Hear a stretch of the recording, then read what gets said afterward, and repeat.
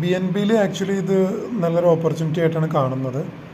ഈ ഒരു ലെവലിൽ നിന്ന് നമ്മൾ നോക്കിക്കഴിഞ്ഞാൽ 570 റേഞ്ചിൽ നിന്ന് സ്റ്റാർട്ട് ചെയ്യുന്ന ഒരു ട്രെൻഡ് ലൈന് പാസ് ചെയ്യുന്നുണ്ട്. ഈ ട്രെൻഡ് ലൈന് ജസ്റ്റ് അതിൻ്റെ എൻഡിങ് എന്ന് പറയുന്നത് ഇപ്പോൾ നിലവിൽ 606.5 ആണ് അതിൻ്റെ ഒരു എൻഡിങ് എന്ന് പറയുന്നത്. അതുപോലെ തന്നെ നമുക്കിപ്പോൾ ഈ ഞാൻ നേരത്തെ പറഞ്ഞ 615 എന്നുള്ള റേഞ്ചിൽ എൻട്രി കിട്ടിയാൽ ഇപ്പോൾ അതിനകത്താണ് നിൽക്കുന്നത്. എൻട്രി കിട്ടിക്കഴിഞ്ഞാൽ 625 630 വരെയൊക്കെ അത് പോകാനുള്ള ചാൻസ് ഉണ്ട്. അപ്പോൾ ആ ഒരു റേഞ്ച് നോർമലി ഈ പറഞ്ഞ ട്രെൻഡ് ലൈന് ബ്രേക്ക് ചെയ്യുകയാണെങ്കിൽ പ്രശ്നമായിരിക്കും. പക്ഷേ ബ്രേക്ക് ചെയ്യാനുള്ള ചാൻസ് കുറവാണ്.